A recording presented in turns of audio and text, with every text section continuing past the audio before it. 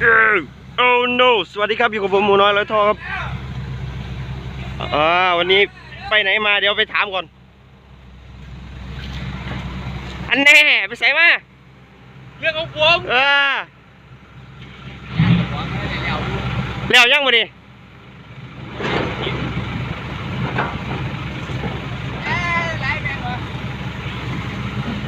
เต็มกองเลยตักใส่หัวพร้อมเปิดประตูพร้อมป่ะเปิดประตูใส่นะพร้อมเปิดประตูใส่ตักหนึ่งเช็คเกี่ยวแล้วครับเรื่องของว่าใส่พวกนี้ด้วยนั่นแหละเช็คเกี่ยว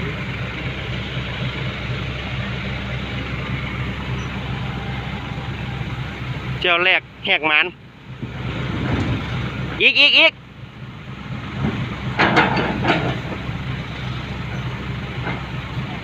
ออกแค่สองเลยมาที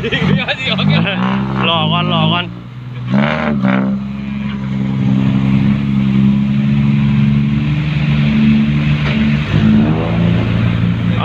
ปานิดครับสุดมีขี่อ่ะครับสายอ่ะจะจวดเดี๋ยวนี่ละ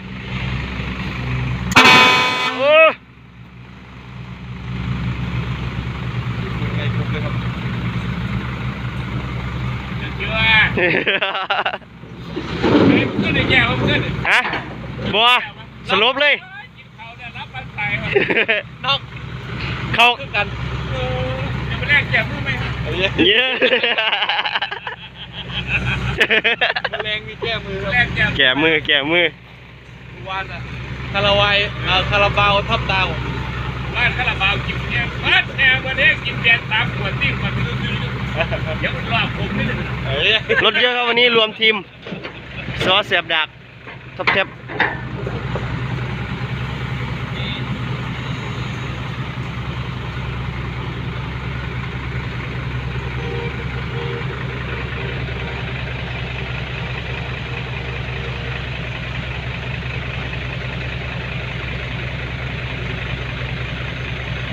เยอะเลยครับวันนี้จะขั้นล่ะ10 กว่านู่นแหละครับ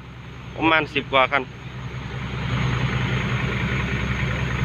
เยอะครับวันนี้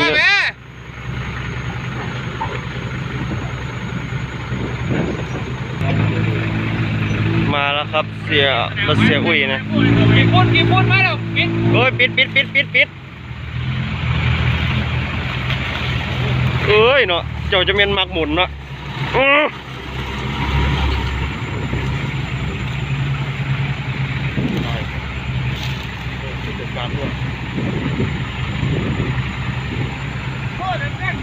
โดยใส่อีกเอาจนแลนบ่ออกคุณน่ะเราขี่เร็วเอา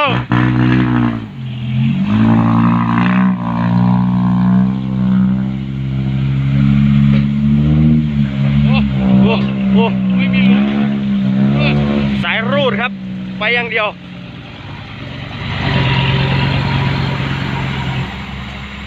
ลูกน้องมาเลยลูกพี่ยังไม่มา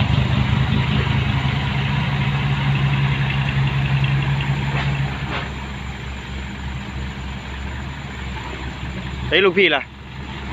ลูกพี่ยังจวดไปแล้วปะยังจวดไปแล้ว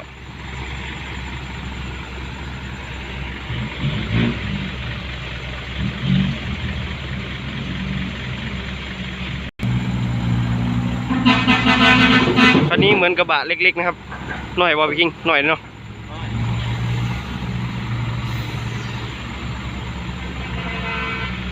โอ้ยลั่นเลยปานิดบีบอย่างเดียวกดอย่างเดียวแหละพอเป็นจังหวะจักน้ำชาเป็นกันบีบอย่างเดียว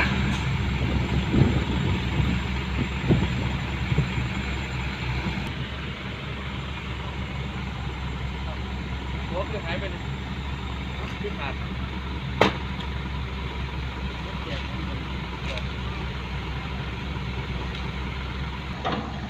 นี่ครับ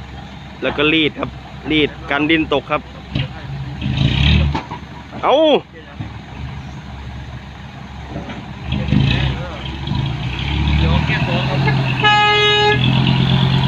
JO7 ครับคันนี้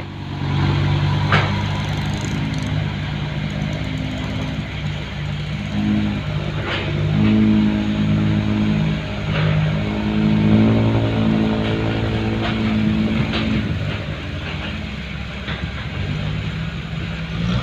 ตามมาด้วยเมกาครับเมกาคันนี้ ไม่แห้งเลย ตะเลือดด้วยครับ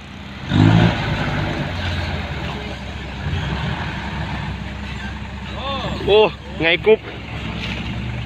ครับเพื่อนครับที่เอาฝุ่นมาฝาก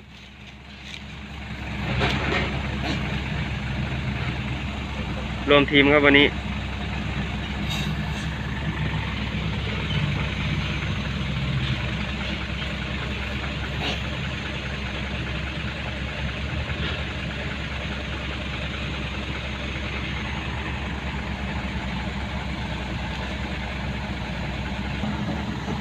ว่าไปไหนยัง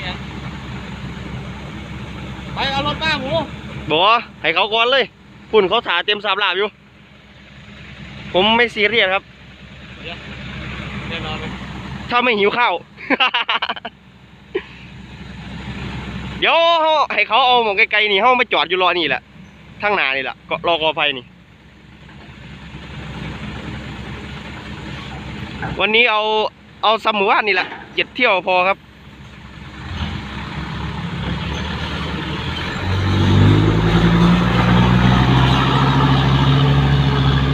ไงกุ๊บ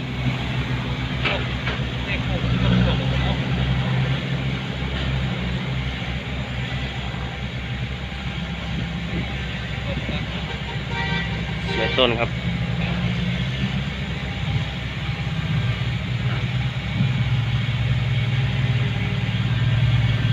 ล้างรถมาสมัยเลยโอ้โหมาจามใส่อีก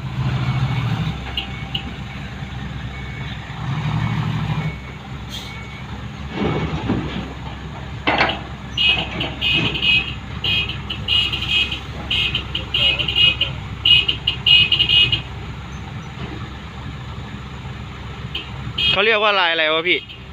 ลายบับเบิ้ลบี บับเบิ้ลบีวะ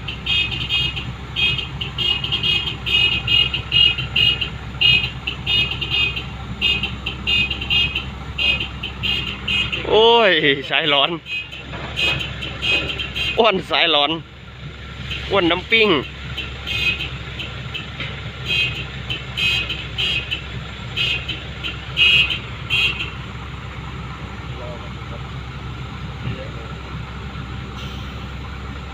งานมิตติ้งของวันนี้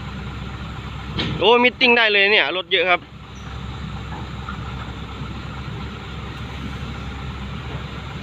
คันนี้ลายมองลายจนตาลาย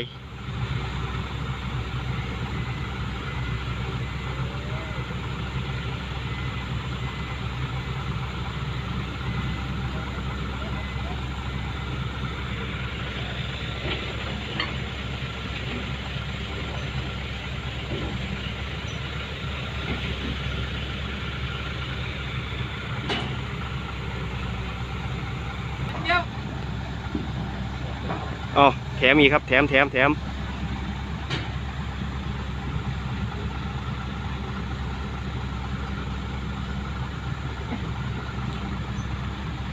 จานหอยจัดหนัก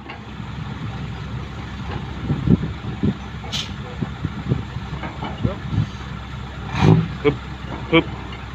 นี่เอา เอาเจ้ายัง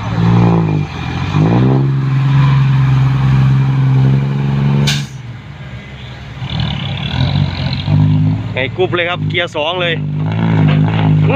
ขี่ดินตกใส่ท่อ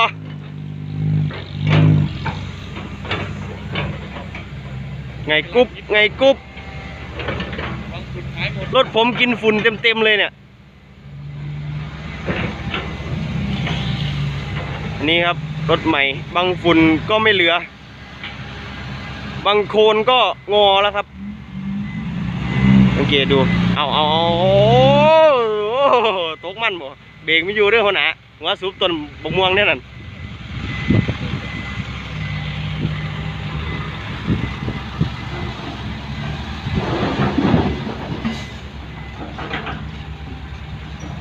นิ่มกิ๊บครับมาแล้ว10 ล้านบักกระดิ่งงัวเอาหัวเด็กกาได้ไหมเย้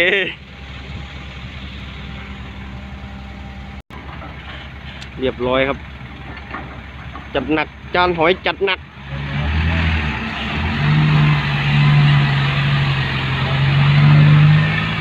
คันนี้ดูเหมือนสั้นนะครับ แต่จริงๆแล้วไม่สั้นนะเนี่ย ความกว้างนี่น่าจะ2 เมตร 20ครับ เทียบกับกระบะชุมพลนี่จะเป็น2 เมตร 10ครับส่วนใหญ่ครับแต่รถผมนี่2 เมตร 14ครับวัดดูแล้วห้อยเติมน้ำมันแม่นบ่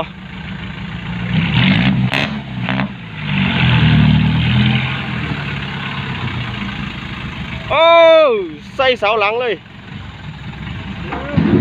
ปึ๊บ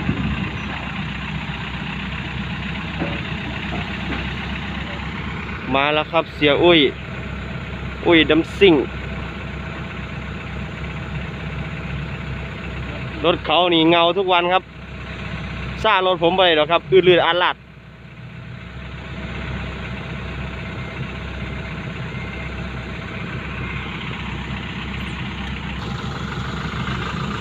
นี่ยังก็ยินด่วนมีปัญหาครับบอกแกวะ ลูกพี่โทรมาบ่ลูกพี่โทรมาบอกว่าตีตายังก็ตาตุกยิงครับ คนจังไรสิแหละครับไปเบิ้งหมาครับยินด่วนเกิดปัญหาแล้วครับ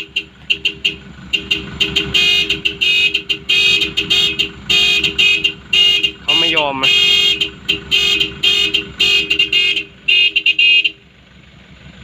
กลับบ้านก่อนเลยพี่เดี๋ยวค่อยมาใหม่ตกมันอีกแล้วอีกตักนึงพอแล้วร้ายแล้วโอ้เต็มบึบเลยวะ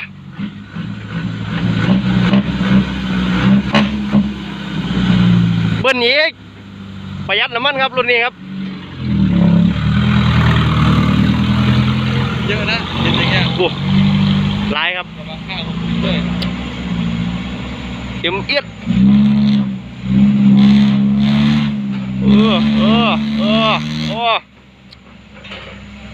เตือนดบ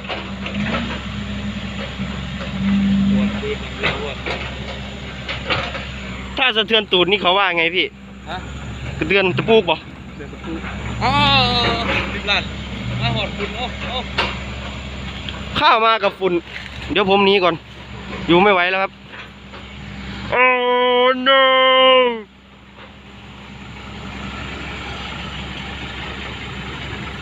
โอ้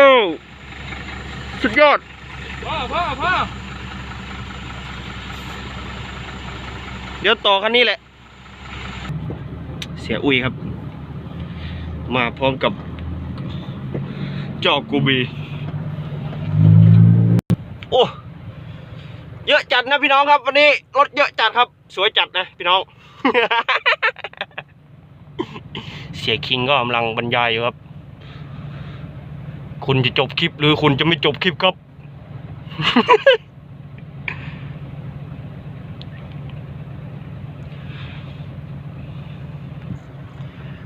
ครับผมก็ฝากกดติดตามฝากกด Subscribe กดไลค์กดแชร์ให้ผมด้วยนะครับคอมเมนต์กันเข้ามาเยอะๆครับโปรดติดตามตอนต่อไปครับเดี๋ยวผมจะพาดูนี่ครับโรบคอป240ครับออกจากบ่อดินเจอทรายนะทรายฟูครับแล้วก็นี่ครับรถเสียอุ้ยครับฮีโน่เมกาตอนเดียวครับโอเคก็ฝากติดตามตอนต่อไปด้วยนะครับ FC ทุกท่านครับบ๊ายบายครับผมสวัสดีครับ